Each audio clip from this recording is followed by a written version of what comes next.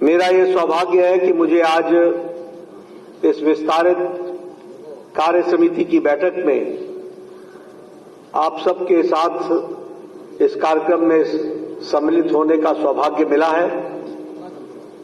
और जैसा कि मुझे बताया गया कि प्रातः से आप सबको पहले प्रदेश अध्यक्ष जी का मार्गदर्शन मिला, बाद में आप सब लोगों ने एक राजनीतिक प्रस्ताव भी पारित किया जिसमें आपने राष्ट्र की परिस्थितियां और केंद्र के किए गए कार्यक्रम और प्रदेश के द्वारा किए गए कार्यक्रमों पर चर्चा करके उस प्रस्ताव को पारित किया।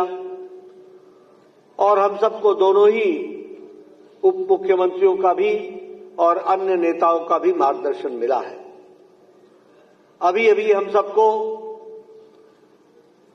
हमारे यशस्वी मुख्यमंत्री श्री योगी आदित्यनाथ जी का भी हम सबको ओजस्वी, सारगर्भित और तथ्यों से परिपूर्ण ऐसा वक्तव्य भी हम सबको सुनने को मिला है। मुझे नहीं लगता कि उसमें कुछ और जोड़ने की आवश्यकता है, लेकिन फिर भी ये समापन का सत्र है और इसलिए कुछ तथ्यों के बारे में आप सबके सामने ध्यान में लाना ये मेरी जिम्मेवारी बनती है। मैं सबसे पहले तो आप सबको याद दिलाना चाहता हूं कि 2016 में 12-13 जून को यहीं लखनऊ में भारतीय जनता पार्टी की राष्ट्रीय कार्य समिति की बैठक हुई थी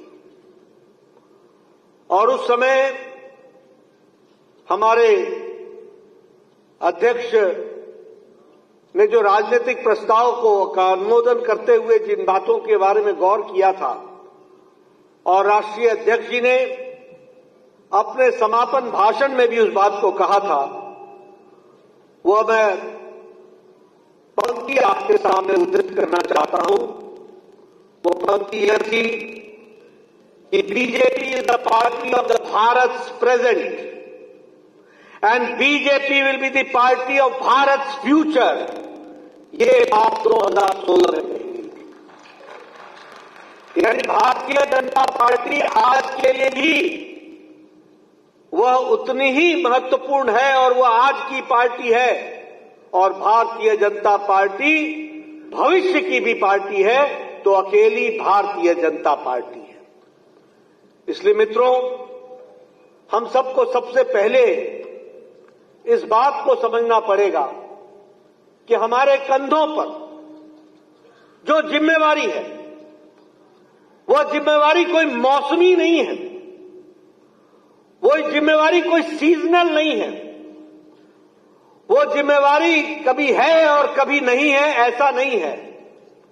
वह जिम्मेवारी सदा सदा निरंतर हमारे कंधों पर है। इस बात को हमको ध्यान में रखना चाहिए और इसीलिए ये 2024 का चुनाव इस बात को प्रतिलक्षित करता है कि भारत की जनता ने 2024 में लगातार तीसरी बार मोदी जी के नेतृत्व में अगर हमको समर्थन दिया है तो वह हमको एक विशेष कार्य के लिए दिया है कि विकसित भारत 2047 में बना करके हमने दिखाना है। और इसीलिए हम अपनी जिम्मेवारियों के बारे में जब बात करते हैं तो हमें ध्यान में रहे कि भारतीय जनता पार्टी भविष्य की पार्टी भी है। ये भविष्य हमारे हाथों में है, इसको संभाल करके चलना ये हमारी जिम्मेवारी है और इसलिए हम अपने जिम्मेवारी के बारे में सजग रहें, यह हमारी आवश्यकता होती है। मैं यहां आपको यह भी बताना चाहता हूं कि इन चुनाव के नतीजों ने यह बता दिया कि जो भी राजनीतिक दल है अगर वो कहीं सक्षम है नॉर्थ ईस्ट में तो मध्य भारत में शून्य है, अगर कोई सक्षम है उत्तर भारत में तो वह दक्षिण भारत में दिखने को नहीं मिलती है, अगर वो सक्षम है पश्चिम भारत में तो पूर्व में उसका नाम लेवा भी नहीं है और अगर कोई सक्षम है मध्य में, तो उसका उत्तर, पूर्व, पश्चिम, दक्षिण कहीं भी नाम लेवा नहीं है।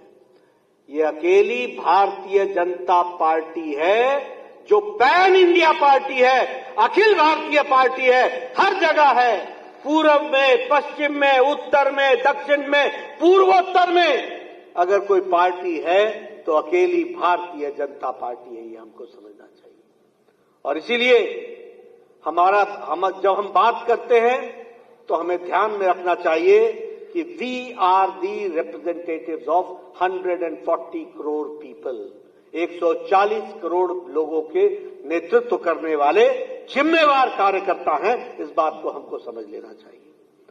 और मैं यहां यह भी आपको बताना चाहता हूं, हमने कितने उतार चढ़ाव देखे। मैं तो खैर उस समय छात्र नेता था, 1984 की बात है। हमें कहते थे हम दो, बाकी हमारे दो भी नहीं। ये हमारा मजाक उड़ाते थे, खिल्ली उड़ाते थे। आज वही पार्टी एक बार अटल जी के नेतृत्व में जहां प्रधानमंत्री के रूप में देश पर राज किया, वहीं अब मोदी जी के नेतृत्व में तीसरी बार लगातार हम अपने आप को शासन में लोगों का आशीर्वाद मिल रहा है। यह भी हमको ध्यान में रखना चाहिए। और 1500 पार्टियां हैं देश में, छोटी और बड़ी मिला के 1500 पार्टीज। किसी भी पार्टी में आंतरिक प्रजातंत्र नहीं है। अधिकतर पार्टियां परिवारवादी पार्टियां हो गई हैं और अधिकतर पार्टियां अपने और अपने लोगों को परवरिश करने पर लगी हुई पार्टियां हैं। ये अकेली भारतीय जनता पार्टी है जो इस मूल मंत्र पर चल रही है, सबका साथ, सबका विकास, सबका विश्वास, सबका प्रयास। और मैं यहां दावे से कह सकता हूं कि मैं हूं या मंच पर बैठे लोग हैं या सामने बैठे नेतृत्व है, कोई भी अपने परिवार के कारण नहीं है, वह अपने कर्म के कारण है और वह अपनी पार्टी में खड़ा है। इस बात को भी हमको ध्यान में रखना चाहिए। यह हमारी पार्टी की विशेषता है और इसलिए इस विशेषता को हमको ध्यान में रखना चाहिए। मैं एक बात और कहना चाहता हूं कि हम सब लोगों को अपने आत्मविश्वास हमेशा अपने साथ रखना चाहिए और आत्मविश्वास के साथ साथ आत्मचिंतन भी लगातार करना चाहिए। कोई बाहर वाला हमको नहीं बताता, हमें खुद मालूम है हमें क्या करना है। इसलिए हमारा विश्वास भी न डगमगाए और हमारी चिंतन की प्रक्रिया भी लगातार चलती रहे, इसका हमको ध्यान रखना चाहिए। और इसीलिए मैं तमाम कार्यकर्ताओं से, तमाम लोगों से यह कहना चाहूंगा कि मैं कई बार देखता हूं, मैं आज अपने मुख्यमंत्री जी से, अध्यक्ष जी से, सभी लोगों से चर्चा कर रहे थे। मैं हमेशा कह रहा था we are the political parties, और we are the political party, हम वो राजनीतिक दल हैं और हम उस राजनीतिक दल के कार्यकर्ता हैं जिसे इस बात का बोध होना चाहिए जो समय की परिस्थितियों को परिवर्तित करने की ताकत रखता है। इस नेतृत्व को हमको क्षमता देनी है। और इसीलिए हम कहते हैं कि हम पोस्टमैन नहीं हैं, हम सिर्फ आपकी बात को आगे बढ़ाने वाले नहीं हैं, हम उसमें वैल्यू एडिशन करने वाले लोग हैं, हम परिस्थितियों को बदलने वाले लोग हैं। और इसलिए, और मैं एक बात हमेशा कहता हूं कि हम कार्यकर्ता हैं और कार्यकर्ता के साथ आप भी नेता हैं और हम भी नेता हैं। ये अलग अलग नहीं होते। किसी स्थान पर हम नेता होते हैं तो सामने वाला कार्यकर्ता होता है, किसी स्थान पर आप नेता होते हैं और आपके सामने कार्यकर्ता होता है। हम नेता और कार्यकर्ता एक है। जो नेता होता है वो पहले कार्यकर्ता होता है। और इसीलिए मैं नेतृत्व मतलब यहां बैठे सब लोगों को और ऊपर बैठे सब लोगों को एक बात कहना चाहता हूं, भारतीय जनता पार्टी का वो कार्यकर्ता है जो चैलेंजेस को एक्सेप्ट करके आगे बढ़ने की ताकत रखता है। इस मानसिकता से चलने वाला व्यक्ति है। मैं जब यूनिवर्सिटी में हुआ करता था, कॉलेज में, तो मैं बार बार बोला करता था, देखो भैया, छुई मुई हो तो हमारे कार्यकर्ता मत बनो। अगर क्षणे रुष्टा क्षणे तुष्टा तो हमारे कार्यकर्ता मत बनो। अगर विपरीत परिस्थितियों से लड़ने की ताकत रखते हो तो कार्यकर्ता बनो। और भारतीय जनता पार्टी इस बात को अच्छी तरीके से जानती है। और मैं आपके सामने अभी 2024 के नतीजों के बारे में भी कुछ चर्चा करना चाहता हूं। मैं बताना चाहता हूं, आज अब मैं ये नहीं कहता कि कोई पास हो गया या फेल हो गया और उसके साथ कौन सा शब्द जुड़ता है, कौन पास होता है, कौन फेल होता है। लेकिन आप देखिए, ये कांग्रेस पार्टी जो आज बहुत उल्लास की स्थिति में है, इनसे मैं पूछना चाहता हूं कि आप तीनों चुनाव में जितने आपके एमपी जीत करके आए, वो भी हमारे 240 को पार नहीं करते हैं। ये आपकी परिस्थिति है। मैं ये भी बताना चाहता हूं कि 3 चुनाव के बाद आप 100 का आंकड़ा पार नहीं कर पाए। और मैं ये भी बताना चाहता हूं कि इंडिया अलायंस ये ध्यान में रखे कि आप सारे जुड़ करके भी जितना नंबर है, वो अकेली भारतीय जनता पार्टी के सांसदों से कम पड़ती है। इसको भी आपको ध्यान में रखना चाहिए। मैं मित्रों आपको बताना चाहता हूं, 13 राज्यों में, 13 स्टेट्स में कांग्रेस पार्टी 0 रही है, 0। एक भी एमपी नहीं आया है 13 राज्यों में। और इसके साथ साथ मैं ये भी बताना चाहता हूं कि हमारे गुजरात, महाराष्ट्र, गुजरात, छत्तीसगढ़ और मध्य प्रदेश, यहां 64 सीटों पर जहां सीधी लड़ाई हुई है कांग्रेस पार्टी से, 64 सीटों पर 64 में से 2 सीटें कांग्रेस को आई हैं, 62 सीटें भारतीय जनता पार्टी को गई है। यह भी हमको ध्यान में रखना चाहिए। और इसके साथ साथ मैं यह भी बताना चाहता हूं कि कांग्रेस का अकेले जहां चुनाव लड़ी है, वहां इसका स्ट्राइक रेट है 26%। और जहां ये अन्य दलों के साथ चुनाव लड़ी है, वहां इसका स्ट्राइक रेट है 50%। यानी कांग्रेस पार्टी आज परजीवी पार्टी हो गई है, अपने पर खड़ी नहीं है, अपने वोट पर खड़ी नहीं है, ये दूसरों के वोट पर, अंग्रेजी में इसको कहते हैं पैरासाइट। और आपके यहां परजीवी पार्टी यानी लता की तरह किसी पेड़ के साथ चिपक करके खड़े होने की बात करती है। और यह भी हमको ध्यान में रखना चाहिए कि यह पार्टी दूसरों के सहारे खड़े होकर के उन पार्टियों को कमजोर कर देती है और खुद खड़े होने का प्रयास करती है। ये कांग्रेस पार्टी का चाल चरित्र है। ये भी हमको ध्यान में रखना चाहिए। इसलिए मित्रों, अगर मैं चुनाव की दृष्टि से बातचीत करूं तो मैं ये कह सकता हूं कि आज ये पार्टियां बैसाखियों पर खड़ी पार्टी है। कांग्रेस पार्टी रीजनल पार्टीज के आधार पर खड़ी पार्टी है, पैरासाइट पार्टी है, परजीवी पार्टी है। ये अपनी ताकत पर खड़ी नहीं होती। और ये जो इंडिया अलायंस है, ये सारा जोड़ लें तो मैं दोबारा बोलता हूं कि उनकी संख्या हमारे 240 से भी कम पड़ती है। ये भी हमको ध्यान में रखना चाहिए। इसलिए मित्रों, मैं एक ही बात कहना चाहता हूं कि हम अपने बारे में जब आत्मचिंतन करें तो सारी बातों को गौर से ध्यान में रख करके आगे के रास्ते को प्रशस्त करने के लिए चले। ये हमारी जिम्मेवारी होगी। अब मैं ये भी बताना चाहता हूं, आप सब लोग भी इस चर्चा को सुनते रहे कि लोगों में भ्रम फैलाने की कोशिश हुई कि संविधान समाप्त हो जाएगा, संविधान पर आघात होगा, संविधान को हम तोड़ मरोड़ देंगे। मैं ये पूछना चाहता हूं, ये संविधान के साथ छेड़छाड़ करने का काम का इतिहास किसका है? और मैं चाहूंगा कि आगे आप ये बात जन जन तक पहुंचाएं। कौन सी ऐसी पार्टी है जिसको इलाहाबाद हाईकोर्ट ने एक बार कह दिया कि प्रधानमंत्री का चुनाव गलत है और गलत के साथ साथ उनको प्रधानमंत्री के पद पर रहना नहीं चाहिए, तो वो संविधान बदल देते हैं, वो इमरजेंसी लगा देते हैं और वो संविधान के साथ साथ संविधान की हत्या भी करते हैं और प्रजातंत्र की भी हत्या करते हैं। इस तरीके की पार्टी है जो संविधान के रक्षक बनकर के आजकल घूम रही है। 90 बार चुनी हुई सरकारों को गिराया है कांग्रेस पार्टी ने, 90 टाइम्स।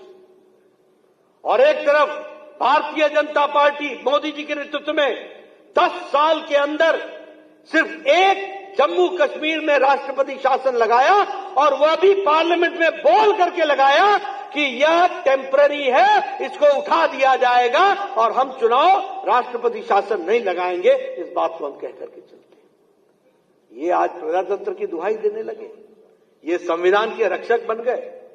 धर्म के आधार पर आरक्षण देने वाले लोग, जो संविधान में साफ लिखा है कि on religious ground there will be no reservation, उसकी धज्जियां उड़ा करके आंध्र प्रदेश में एक बार नहीं 4 बार प्रयास होता है धर्म के आधार पर आरक्षण देना।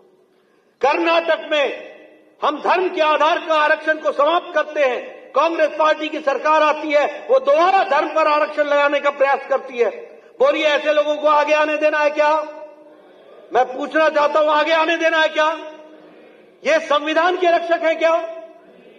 ये संविधान की हत्या करने वाले लोग हैं, ये प्रजातंत्र की हत्या करने वाले लोग हैं। अभी इनको बहुत पीड़ा हुई जब हमने ये 25 जून को संविधान हत्या दिवस के रूप में मनाने का तय किया। इनको बड़ी तकलीफ हुई, लेकिन सच्चाई क्या है? संविधान को एक बार नहीं बारंबार अगर किसी ने आघात पहुंचाने का प्रयास किया है तो वह कांग्रेस पार्टी ने किया है और इनके नेताओं ने किया है, उसको हमको ध्यान में रखना चाहिए। मित्रों, मैं एक बात और बार बार कहता हूं और मैं उसको फिर से यहां पर भी दोहराना चाहता हूं। देखिए, देश को आगे ले जाने का रास्ता अगर है तो सिर्फ वो भारतीय जनता पार्टी है। ये हमको स्पष्ट हो जाना चाहिए और ये हमारे ध्यान में बारंबार गूंजता रहना चाहिए दिमाग में कि इसके वाहक हम ही हैं। मैं आपसे ही एक प्रश्न पूछता हूं, आप बताइए 1500 पार्टियां हैं देश में, कौन सी ऐसी पार्टी है जो विचारनिष्ठ पार्टी है? कौन सी ऐसी पार्टी है? आप बताइए। Congress party centre to right, centre to left, left to right, right to left, जिसका विरोध किया उसके साथ समझौता किया, जिसके साथ समझौता किया उसका विरोध किया, कोई भी विचारधारा नहीं है। आप बताइए, आपके यहां जो रीजनल पार्टीज हैं, किसी में भी कोई विचारधारा है? कोई विचारधारा है? ये अकेली भारतीय जनता पार्टी है जो विचारनिष्ठ पार्टी है। और इसीलिए हम गौरव के साथ कह सकते हैं कि अगर श्यामा प्रसाद मुखर्जी ने 52-53 में कहा कि धारा 370 जानी चाहिए, तो हम लगातार आपके और हमारे जैसे करोड़ों करोड़ों कार्यकर्ता 4-4 पीढ़ियां खपा करके उस 2020 के 6 जून का, जुलाई का इंतजार कर रहे थे, जब मोदी जी की इच्छा शक्ति ने और अमित शाह की रणनीति ने धारा 370 को धाराशाही कर दिया। ये भी हम लोगों ने देखा। हम ही हैं वो आइडियोलॉजिकल पार्टी, हम ही हैं वो आइडियोलॉजिकल पार्टी। और मैंने पहले भी कहा था, मैं इसलिए पत्रकार बंधु भी नोट कर लें, सारे चुनाव में मैंने कहा राम मंदिर हमारे लिए चुनाव का मुद्दा नहीं है, राम मंदिर करोड़ों करोड़ों लोगों के आस्था का मुद्दा है और आस्था से जुड़ा हुआ विषय है। और यहां मैं ये फिर से बताना चाहता हूं, 1987-88 में पालमपुर के अधिवेशन में भारतीय जनता पार्टी ने कहा था कि हम राम मंदिर के बनाने के रास्ते को प्रशस्त करने के लिए सक्रिय भूमिका अदा करेंगे। ये हमारे वाक्य हैं जो हम लोगों ने प्रस्ताव में पारित किया था। और इस वाक्य के लिए एक बार नहीं, अनेकों बार एक साथ कई सरकारों की आहुति दी, कई बार लड़ाई लड़ी, कई बार जीते, कई बार हारे, कई मुसीबतें सही, लेकिन यह भी हम लोगों ने अपनी आंखों से देखा कि जनवरी के महीने में 22 जनवरी के दिन प्रधानमंत्री मोदी जी के कल कबलों द्वारा भव्य रामलला की मूर्ति का प्राण प्रतिष्ठा हुआ। वो भी हम लोगों ने इतिहास में दर्ज होते हुए देखा। इसलिए we are ideological based party, हमारी विचारनिष्ठ पार्टी है। अगर पंडित दीनदयाल उपाध्याय ने कहा एकात्म मानववाद, उस समय लोग बोलते थे हमें ये एकात्म मानववाद समझ में नहीं आता है। और जब हमारी जनता पार्टी की सरकार बनी 77 में, और हमारी जब राजस्थान में सरकार बनी, जब हमारी हिमाचल में सरकार बनी, हमारे मुख्यमंत्री बने, हमारी मध्य प्रदेश में सरकार बनी, तो उसी को कार्यान्वित करने के लिए हम लोगों ने अंत्योदय शुरू किया और उसी का सरलीकरण करते हुए प्रधानमंत्री मोदी जी ने एक मंत्र दिया, सबका साथ, सबका विकास, सबका विश्वास, सबका प्रयास। मैं ये बात इसलिए बोल रहा हूं कि हम लोगों ने 60 के दशक में, 70 के दशक में, 80 के दशक में, 90 के दशक में अपने विरोधियों से सुना, बारंबार सुना, what is your economic model, what is your economic model, आपकी इकोनॉमिक मॉडल क्या है बताओ, आपकी अर्थनीति क्या है ये बताओ। वो अर्थनीति को सरलीकरण के जाने के बजाय जटिल बना रहे थे। वो सामान्य व्यक्ति को समझ में न आए इस तरीके से अपनी अर्थनीति की व्यवस्था कर रहे थे। लेकिन प्रधानमंत्री मोदी जी ने हमारी अर्थनीति को सरलीकरण करके हम सबके सामने रखा, सबका साथ, सबका विकास, सबका विश्वास, सबका प्रयास, और उसी विषय को लेकर के हम आगे बढ़े हैं और हमने उसको पूरा करने का प्रयास किया है। मैं यहां जब आइडियोलॉजिकल बेस्ड पार्टी की बात करता हूं तो मैं यहां आपको यह भी बताना चाहता हूं कि we are the only cadre based party. इस बात को आप ध्यान में रखिए। ये संख्या यहां कोई ऐसे ही घूमता फिरता हुआ आया हुआ व्यक्ति नहीं है। वो किसी न किसी क्रम के अनुसार, वो किसी न किसी जिम्मेवारी के अनुसार वह आज यहां पर उपस्थित है। और इसीलिए हम कहते हैं कि 18 करोड़ की हम पार्टी हैं और 18 करोड़ की पार्टी में हमारे 1,16,000 शक्ति केंद्र हैं और 10,40,000 बूथ में 6,80,000 बूथ पर हमारे बूथ के अध्यक्ष और बूथ की समिति है। ये पार्टी अकेली भारतीय जनता पार्टी है। और अगर मैं मास फॉलोइंग की बात करूं तो सबसे ज्यादा सांसद, 1500 से ज्यादा हमारे विधायक, हमारे 300 से ज्यादा हमारे एमएलसीज और हमारे लगभग 200 से ज्यादा हमारे मेयर्स और हमारे चुने हुए हजारों से ज्यादा ब्लॉक के सदस्य और हमारे चेयरमैन चुन करके आए हैं। We are the only mass following party. अगर जनता किसी के साथ जुड़ी है तो वो भारतीय जनता पार्टी के साथ जुड़ी। और यहां बताना चाहता हूं मैं, एनडीए की 17 स्टेट में सरकारें हैं एनडीए की, और विशुद्ध भारतीय जनता पार्टी की 13 राज्यों में सरकारें हैं। और आपको जानकर खुशी होगी कि 58% के भूभाग पर भारतीय जनता पार्टी का कमल खिल रहा है और 57% की जनता पर भारतीय जनता पार्टी का शासन चल रहा है। ये भारतीय जनता पार्टी है। इसलिए हमें ये ध्यान में रखना चाहिए कि किस तरीके की पार्टी के हम सदस्य हैं, किस तरीके से हम पार्टी को आगे बढ़ाने का काम कर रहे हैं। और जब मैंने आइडियोलॉजिकल पार्टी की बात की तो हम लोगों ने छदम जो सेकुलरिज्म था, इसको हम लोगों ने, स्यूडो सेकुलरिज्म था, इसको भी हम लोगों ने चैलेंज किया। तुष्टीकरण के खिलाफ हमने लड़ाई लड़ी और उसी के साथ साथ जो व्यवस्था, अर्थव्यवस्था चरमराई हुई थी, उसको एक सुदृढ़ अर्थव्यवस्था के रूप में खड़ा करने का काम किया। तो प्रधानमंत्री मोदी जी के नेतृत्व में भारत ने किया। इस बात को हमको, भारत में हुआ है, इस बात को हमको ध्यान में रखना चाहिए। आप 2014 के पहले की तस्वीर देख लीजिए। मैं बार बार इस बात को इसलिए कहता हूं कि हम सब लोग बड़े साधु प्रकृति के आदमी हैं, बहुत साधु। बुरा नहीं मानिएगा, लेकिन कई बार मुझे लगता है we are more social worker and less political worker. We should be social worker.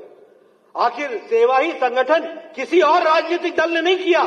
अगर सोशल काम भी किया है तो उसमें अगर सबसे ज्यादा किया है तो भारतीय जनता पार्टी ने किया।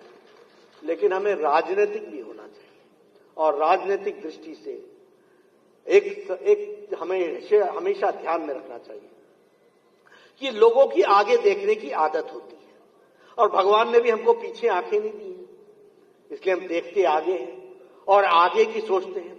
पर हम भूल जाते हैं कि हमने यात्रा कहां से प्रारंभ की थी। हम भूल जाते हैं कि हम कहां खड़े थे और हम कहां से चले और कहां पहुंचे। याद करो 2014 के पहले का दिन। आप बताइए 2014 के पहले का दिन कैसा था, क्या परिस्थिति थी। भ्रष्टाचारी देश कहलाता था, पॉलिसी पैरालिसिस कहलाता था, रिमोट कंट्रोल से चलने वाला देश था, अर्थनीति हमारी लड़खड़ा चुकी थी, हमारे यहां कोई निवेश करने के लिए आता नहीं था। और याद करो उत्तर प्रदेश 2017 तक कैसा उत्तर प्रदेश था। आप दंगे भूल गए क्या? आप माफिया राज भूल गए क्या? क्या आप अराजकता भूल गए क्या? क्या किस तरीके से लोग पलायन कर रहे थे इसको भूल गए क्या? क्या आप भूल गए कि बहु बेटियां सुरक्षित नहीं थी? क्या आप भूल गए थे कि व्यापारी उत्तर प्रदेश को छोड़ करके जा रहे थे? मैं इसलिए ये सब आपको याद दिलाता हूं और दिलाना चाहता हूं कि याद रखना, उजाले का महत्व तब समझ में आता है जब अंधकार की त्रासदी ध्यान में हो। अगर अंधकार की त्रासदी ध्यान में नहीं होगी तो उजाले का महत्व समझ में नहीं आएगा। अगर पूर्णमासी तब समझ में आएगी जब अमावस्या की रात देखी हो। और इसीलिए मैं आपको हमेशा कहता हूं, politics is dynamic, politics is always it is always related. हमेशा हमको देखना पड़ेगा हम कितना चले, कितना आगे बढ़े और हम कहां आज पहुंचे। चाहे उत्तर प्रदेश की तस्वीर ले लीजिए, चाहे आप देश की तस्वीर ले लीजिए। प्रधानमंत्री मोदी जी ने रिफॉर्म, परफॉर्म एंड ट्रांसफॉर्म इसको आगे बढ़ाया और उसी को उत्तर प्रदेश की सरकार ने भी 2017 के बाद योगी जी के नेतृत्व में करने का प्रयास किया है। मैं यहां आपको बताना चाहता हूं, स्पीड, स्केल और स्किल, इसको अगर किसी ने लागू किया है तो देश में इसको अग्रसर होकर के भूमिका को प्रधानमंत्री मोदी जी ने लागू किया है और उसी को उत्तर प्रदेश में भी हम सब लोगों ने आगे बढ़ाने का काम किया है। मैं यहां आपके सामने यह भी बताना चाहता हूं, आज अर्थ की व्यवस्था की चर्चा हो, आप सब लोग ध्यान रखिए क्योंकि आप सब पॉलिटिकल कार्यकर्ता हैं और आपके ध्यान में होना चाहिए और आपके जहन में होना चाहिए कि हम पॉलिटिकल कार्यकर्ता के दृष्टि से हम कौन सा डिस्कोर्स लोगों के सामने खड़ा कर रहे हैं, कौन सा नैरेटिव हम खड़ा कर रहे हैं। मुझे समझ में नहीं आता ये कांग्रेसी भाई और वो भाई बहन दोनों मिला के, ये सब लोग पढ़े लिखे अनपढ़ मुझे दिखते हैं। और ये मैं आपके सामने नहीं बोल रहा हूं, ये मैंने राज्यसभा में भी कहा है, अपने वक्तव्य में भी कहा है, ये पढ़े लिखे अनपढ़ है। सुरेंद्र नागर जी इसके चश्मदीद गवाह है। मैंने कहा है कि ये पढ़े लिखे अनपढ़ है, इनको मालूम नहीं है। ये सब लोग खड़े होकर के बोलने लगते हैं अनएम्प्लॉयमेंट, बेरोजगारी, बेरोजगारी, फिर इसके साथ साथ बोलने लगते हैं महंगाई। ये मुद्दे ला करके खड़ा करते हैं। मैं आपके सामने कुछ विषय रखना चाहता हूं। आज कोरोना की मार के बाद और यूक्रेन और रशिया के कॉन्फ्लिक्ट के बाद अगर कोई देश है जिसको इंटरनेशनल मॉनेटरी फंड ये कहता है कि अगर कोई ब्राइट स्पॉट है तो वो इंडिया है, वो भारत है, ये बड़े स्पष्ट शब्दों में मॉर्गन स्टैनली कहते हैं।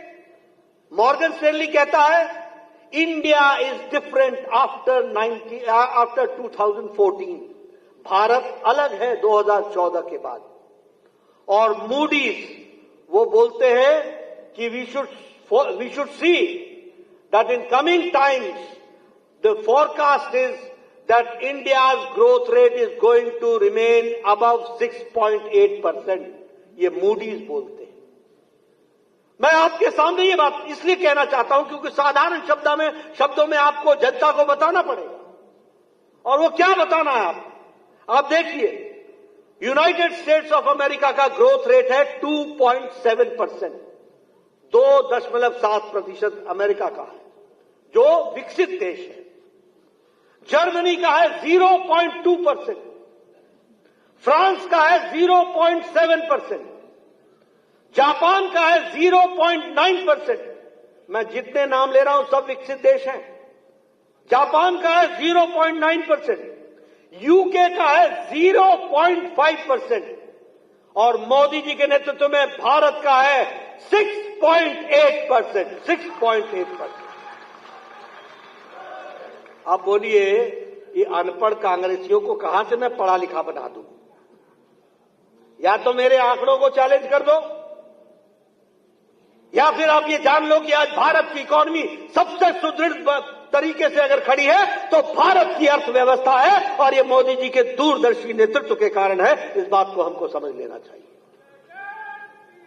और फिर बोलते हैं कि रोजगार नहीं। अरे इनको मालूम नहीं है कि जब इकोनॉमी का साइज बढ़ता है तो जॉब की अपॉर्चुनिटीज खुद बढ़ती हैं। अगर ये ब्रिज बन रहे हैं, अगर ये फ्लाईओवर बन रहा है, अगर ये एलिवेटेड रोड बन रहा है, अगर ये मेट्रो स्टेशन बन रहे हैं और मेट्रो ट्रेन बन रही हैं, अगर ये एयरपोर्ट बन रहे हैं, तो आखिर बन रहे हैं तो कोई ना कोई बनाने वाला तो है। ये क्या एम्प्लॉयमेंट जनरेट नहीं कर रहा? लेकिन अनपढ़ों को कहां पढ़ाया जाए। और मैं दूसरी बात कहता हूं कि भैया इन कांग्रेसियों को मैं स्वास्थ्य मंत्री होकर के आंखें तो इनकी ठीक कर सकता हूं, दृष्टि कहां से लाऊं? इनको दृष्टि कहां से दूं? जिन्होंने देखना ही नहीं, जिनको ये जानकारी नहीं। ये कैसे हो गया कि 2014 से 2024 पहुंचते पहुंचते भारत जो 11वें नंबर पर अर्थव्यवस्था में खड़ा था, उसने 200 साल जिसने राज किया ब्रिटेन, उसको पछाड़ करके आज भारत 5वें नंबर की अर्थव्यवस्था बन गया। 5वें नंबर की अर्थव्यवस्था। और ये कैसे हो गया कि आज हम मोदी जी के नेतृत्व में विकसित भारत की कल्पना को लेकर के चल रहे हैं? तो हम ये दम भर करके कहते हैं कि आने वाले 2 साल में भारत दुनिया की 3री नंबर की अर्थव्यवस्था बन जाएगा, 3rd नंबर की अर्थव्यवस्था बन जाएगा। तो मैं यही कहूंगा, पढ़े लिखे अनपढ़ जहां हो वहीं रहो। देश तो आगे बढ़ रहा है और बढ़ता ही रहेगा, आगे ही जाएगा, उसको कोई रोक नहीं सकता। और मैं यहां आपको यह भी बताना चाहता हूं कि आज भारत दुनिया की इकोनॉमी में 15% योगदान आज भारत का हो गया है। 15% कंट्रीब्यूशन भारत का हो गया।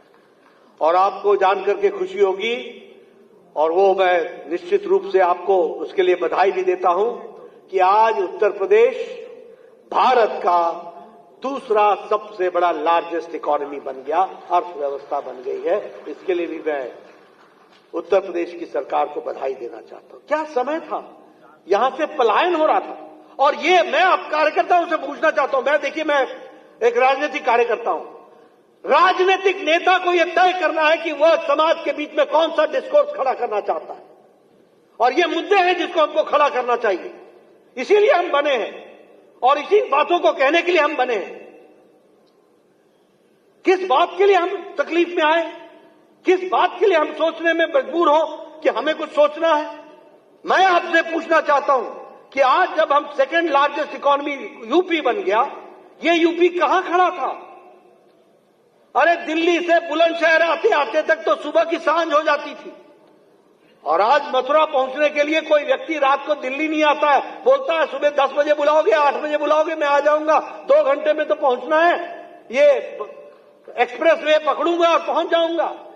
आप बताइए, एक्सप्रेस वे की बहार उत्तर प्रदेश में लगी है कि नहीं लगी है? जरा जोर से बोलो भाई।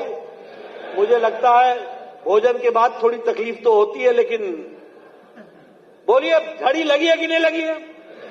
एलिवेटेड रोड बन रहा है कि नहीं बन रहा है? अंडरपास बन रहा है कि नहीं बन रहा है? बाईपास बन रहा है कि नहीं बन रहा है? मेडिकल कॉलेज की झड़ी लगी कि नहीं लगी? आप बताइए, इंजीनियरिंग कॉलेजेस खुले कि नहीं खुले? आप बताइए, all India institute of medical sciences मिला कि नहीं मिला? ये 10 साल के अंदर यही मैं ही स्वास्थ्य मंत्री था। पहले तो गोरखपुर जाने का मतलब ये होता था लखनऊ में उतरो, फिर कभी गाड़ी सड़क पर और कभी सड़क गाड़ी पर, दोनों धक्के खाते हुए 4 घंटे 5 घंटे लगा के गोरखपुर पहुंचो, तब जाके जापानीज इंसेफ्लाइटिस का इलाज कराने के लिए डॉक्टरों को लगाओ। आज मैं गौरव के साथ कह सकता हूं कि पूर्वी उत्तर प्रदेश को वाराणसी और Gorakhpur world class health systems को क्रिएट किया गया है, वर्ल्ड क्लास हेल्थ सिस्टम को। लेकिन ये मुद्दे आप जो सारे सतयुगी है ना, वो हाँ बहुत अच्छा बहुत अच्छा। अरे भैया, बहुत अच्छा नहीं, बहुत अच्छा बताना होता है, लोगों को बताना होता है अंधेरा क्या है और उजाला क्या है। ये मुद्दा हमारे सामने होना चाहिए। इसलिए विकास की दृष्टि से आपने सोचा था इंटरनेशनल एयरपोर्ट्स बनेंगे, एक इंटरनेशनल एयरपोर्ट होता था। आपने सोचा था कि एयरपोर्ट्स बनेंगे, आज आगरा जाना हो तो अलग एयरपोर्ट है, लखनऊ आना हो तो अलग एयरपोर्ट है, इलाहाबाद जाना हो तो वहां बात अलग है, और इंटरनेशनल एयरपोर्ट बन रहे हैं। और कौन, और मोदी जी का सपना क्या है कि हवाई चप्पल पहनने वाला हवाई जहाज पर चढ़ेगा, इस बात को पूरा करना है। बोलिए, उसके लिए हमको आगे बढ़ना है कि नहीं बढ़ना है? पूरी ताकत लगानी है कि नहीं लगानी है? यही मुद्दे हैं जिनको हमको आगे करके बढ़ाना। मैं तो बार बार बोलता हूं, आपको बार बार याद दिलाने के लिए बोलता हूं। अरे स्टील में रॉ मटेरियल के लिए हम चाइना का इंतजार करते थे, आज भारत दूसरे नंबर का स्टील का एक्सपोर्टर हो गया दुनिया में। स्टील प्रोडक्शन में भारत दूसरे नंबर पर खड़ा है, पेट्रोकेमिकल्स में भारत आगे बढ़ चुका है। फार्मास्यूटिकल्स की जिम्मेवारी प्रधानमंत्री मोदी जी ने आजकल मुझे दी है, लेकिन चुनाव के दौरान मैं आपको आकर के बताता था कि फार्मास्यूटिकल्स में, दवाई बनाने में भारत दुनिया में दुनिया की डिस्पेंसरी बन चुका है। सबसे सस्ती और सबसे कारगर दवाई, असरदार दवाई आज भारत बना रहा है, भारत। और आपको जानकर के आश्चर्य होगा कि अमेरिका के लोग भी अब भारत के मेडिसिन का उपयोग कर रहे हैं। उनको भी भारत की दवाई सस्ती दिखती है, और वो जो प्रोड्यूस कर रहे हैं वो भी भारत की दवाई ले रहे हैं। उसी तरीके से आप देखिए मोबाइल्स की बात मैंने बार बार कही, मैं आज भी आपके सामने कहना चाहता हूं। एक समय में हमारे पास मोबाइल होता था made in China, made in Korea, made in Taiwan, made in Indonesia, ये मेड इन मलेशिया, ऐसे ऐसे मोबाइल लेके हम घूमते थे, पता नहीं क्या क्या नाम होते थे उनके। आज भारत 97% मोबाइल, 97% मोबाइल भारत बना रहा है। एप्पल भी अब भारत में बन रहा है। ये परिस्थितियां बन रही, और इसीलिए जब मैं इसकी बात करता हूं तो आपको यह बताना चाहता हूं, आज हम जापान को पछाड़ करके हम तीसरे सबसे लार्जेस्ट ऑटोमोबाइल मार्केट बन गए। अब मैं आपसे एक सिंपल सा सवाल पूछता हूं, दुनिया में तीसरे नंबर का ऑटोमोबाइल मार्केट भारत है। ये गाड़ियां खरीद तो तभी रहे होगे ना जब जेब में पैसा होगा। बिना जेब में पैसे के तुम गाड़ियां खरीद रहे हो, और हर साल लाखों में गाड़ियां बन रही हैं और लाखों में गाड़ियां खरीदी जा रही हैं। ये भारत की बढ़ती हुई इकोनॉमी का नतीजा है, जिसको हमको ध्यान रखना चाहिए। लेकिन हां, हमारी जिम्मेवारी है कि हम ये सारी बातें सही ढंग से लोगों को बताएं और उनको इन सब चीजों में अपने आप तरीके से जोड़ने का प्रयास करें। प्रधानमंत्री मोदी जी ने टैक्स के डिवोल्यूशन में उत्तर प्रदेश को, टैक्स के डिवोल्यूशन में, और साथ में इसके साथ साथ जो हम अपना उनको जो ग्रांट्स इन एड देते हैं, दोनों में 3.5 गुना का इजाफा किया गया है, 3.5 गुना का इजाफा किया गया है। और आज जो फंड आपको 1.2 लाख करोड़ रुपए मिलता था, आज 4.4 लाख करोड़ रुपए उत्तर प्रदेश को मिल रहा है विकास के लिए। वो भी हमको ध्यान में रखना चाहिए। आयुष्मान भारत में आपने बहुत अच्छा काम किया है, गरीबों की आपने चिंता की है। मैंने मेडिकल कॉलेज की आपके सामने चर्चा की, 27 मेडिकल कॉलेजेस नए खुले हैं, और इस तरीके से काम को आगे बढ़ाने का काम हमारी सरकार ने किया है। मैं इन विषय विकास के बारे में तो आपके सामने बहुत कुछ रख सकता हूं, लेकिन आपका ज्यादा समय न लेता हुआ उत्तर प्रदेश की सिर्फ बात करूं तो फिर चाहे हमारे एथेनॉल के प्रोडक्शन की बात हो, आज मुझे खुशी है आपको बताते हुए, और मैं चाहूंगा यहां बैठे हर लोग किसी भी गांव में जाएं, किसी भी चौपाल में जाएं, कहीं भी जाएं, हर एक को एक बात याद दिलाइएगा कि एथेनॉल में भी उत्तर प्रदेश आज नंबर 1 का राज्य हो गया है, नंबर 1 का राज्य हो गया। 118 करोड़ लीटर्स का इथेनॉल आज उत्तर प्रदेश बना रहा है।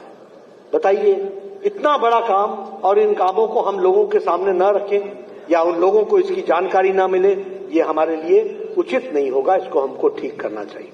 उसी तरीके से लगभग आप 1 करोड़ महिलाओं को आप 12,000 रुपए की उनको आर्थिक सहायता साल की दे रहे हैं, उसके लिए भी मैं आपको बधाई देना चाहता हूं। और उसी तरीके से अन्य तरीके से मुझे बताया गया कि हमारे अपने आर्म कांस्टेबलरी में, उसमें भी आपने 4 गुना महिलाओं की संख्या को बढ़ाया है, महिला शक्ति को आपने ताकत दी है, उसके लिए भी मैं आपको बधाई देना चाहता हूं। और ये जो सुमंगला योजना है, इसके तहत भी आप लगभग 14 लाख बहनों को इससे आप बेनिफिट दे रहे हैं। तो इस तरीके से कई कार्यक्रमों को आपने आगे बढ़ाने का काम किया है। मैं मित्रों, जब कांग्रेस पार्टी की बात करता हूं तो मैं आपको एक ही बात बताना चाहता हूं कि एक तरफ जब मैं उत्तर प्रदेश की चर्चा कर रहा हूं तो मैं कह रहा हूं कि इकोनॉमी में नंबर 2 पर आकर खड़ी हो गई, इथेनॉल में नंबर 1 पर खड़ी हो गई, इंफ्रास्ट्रक्चर में सबसे आगे आकर के खड़ी हो गई। और एक राज्य आपने कांग्रेस पार्टी को, कर्नाटक को दिया। आज कर्नाटक में फाइनेंस सेक्रेटरी क्या बोलता है कि we are coming to a dead end, हम एक डेड एंड में आ रहे हैं। There is no finance left for development, कोई विकास के लिए, काम के लिए कोई पैसा नहीं रह गया है। ये चीफ मिनिस्टर का फाइनेंशियल एडवाइजर बोल रहा है। आप बताइए, आप वैसी सरकार चाहते हैं या ऐसी सरकार चाहते हैं? जरा जोर से बोलिए, वैसी सरकार चाहते हैं या ऐसी सरकार चाहते हैं? एक तरफ वो है जो बोलता है कि विकास के लिए पैसे नहीं है, और ये ज्यादा दिन नहीं हुए, 1-1.5 साल हुआ है ऐसी सरकार बने हुए। वहां का चीफ मिनिस्टर का फाइनेंशियल एडवाइजर बोल रहा है। आपको मैं इसलिए बताना चाहता हूं कि किस तरीके से कांग्रेस पार्टी हो या अन्य पार्टियां हो, कैसी सरकारें चलाते हैं। आप क्या गोमती रिवर फ्रंट का घोटाला भूल गए क्या? चलो आपसे उत्तर प्रदेश की बात कर लेता हूं। लैपटॉप का घोटाला भूल गए क्या? जरा जोर से बोलो भैया, भूल गए क्या? अनाज का घोटाला भूल गए क्या? आप बताइए, ये फूड स्कैम हुआ था, उसका घोटाला भूल गए क्या? ये ग्रेटर नोएडा में लैंड का जो आवंटन हुआ था, उसका घोटाला भूल गए क्या? आप बताइए, ये पेंशन स्कैम भूल गए क्या? आप बताइए, एम्बुलेंस का स्कैम भूल गए क्या? ये फॉडर का, एनिमल हस्बेंड्री का फॉडर का स्कैम भूल गए क्या? अब आप बताइए, सुशासन और कुशासन में अंतर क्या होता है? कमल खिलता है तो सुशासन आता है, और अगर दूसरे लोग आते हैं तो व्यापारी पलायन करते हैं, बहू बेटियां सुरक्षित नहीं रहती हैं, और घोटाले पे घोटाला होता है। इस तरीके की सरकार बनाती है। मुझे याद है 2019 का नतीजा आना था, योगी जी आपको ध्यान में होगा, किस तरीके से चुनाव के पहले ऐसा समझ बैठे थे कि उनकी सरकार आ रही है, और आने के पहले ही अराजकता शुरू हो गई थी। आप लोगों को याद है कि नहीं याद है? ध्यान में है? किस तरीके से काउंटिंग में आए थे वो लोग? जैसे बरसों की दबी हुई तमन्ना पूरी होने जा रही है। उनको मैं बता देना चाहता हूं, ये जो हमारे भारतीय जनता पार्टी का नेतृत्व है ना, ये ऐसी फौज है जो लग जाए तो सदा सदा के लिए आपको आगे आने से रोक देगी। इस बात की ताकत हम लोग रखते हैं, इसको भी हमको समझ लेना चाहिए। और इसीलिए मैं ये कहना चाहूंगा कि हम भारतीय जनता पार्टी के कार्यकर्ता पूरी ताकत के साथ आगे लगेंगे, और पार्टी को सुदृढ़ बनाते हुए, पार्टी को पूरी ताकत देते हुए हम आगे बढ़ेंगे। मैं यहां ये भी बताना चाहता हूं, अंत में अभी इसी लोकसभा के साथ उड़ीसा का चुनाव हुआ। आप सब लोगों ने कभी सोचा था कि हम वहां सरकार में आ जाएंगे? बोलिए, सोचा था क्या? आ गए कि नहीं आ गए? 46% वोट भारतीय जनता पार्टी को मिला है। अरुणाचल प्रदेश में हम लगातार तीसरी बार आ गए। आंध्र प्रदेश में हमारी सरकार आ गई, एनडीए की सरकार आ गई। अरुणाचल प्रदेश में और उड़ीसा में विशुद्ध भारतीय जनता पार्टी की सरकार आ गई। और साउथ में भी, तमिलनाडु में 11% से ज्यादा के हम वोट लेकर के आए। और सबसे अच्छी खुशखबरी ये है मित्रों, आप बहुत खुशनसीब हो कि उत्तर प्रदेश के कार्यकर्ता हो। आप उन केरल के भाइयों से पूछो जिन्होंने हजारों की संख्या में अपनी जीवन के दांव में लगा करके उन्होंने लड़ाई लड़ी है, और आज विशुद्ध कमल के निशान पर जीतता हुआ पहली बार लोकसभा में हमारा प्रतिनिधित्व हो रहा है, तो केरल में भी हो रहा है। और हमारा वोट संख्या 3% से बढ़ के 6%, और 6% से छलांग लगाकर 19.7% आकर के खड़ा हुआ है। इसलिए मित्रों, भारतीय जनता पार्टी चाहे तमिलनाडु हो, चाहे कर्नाटक हो, चाहे नॉर्थ ईस्ट हो, चाहे त्रिपुरा हो, हर जगह भारतीय जनता पार्टी का कमल खिल रहा है।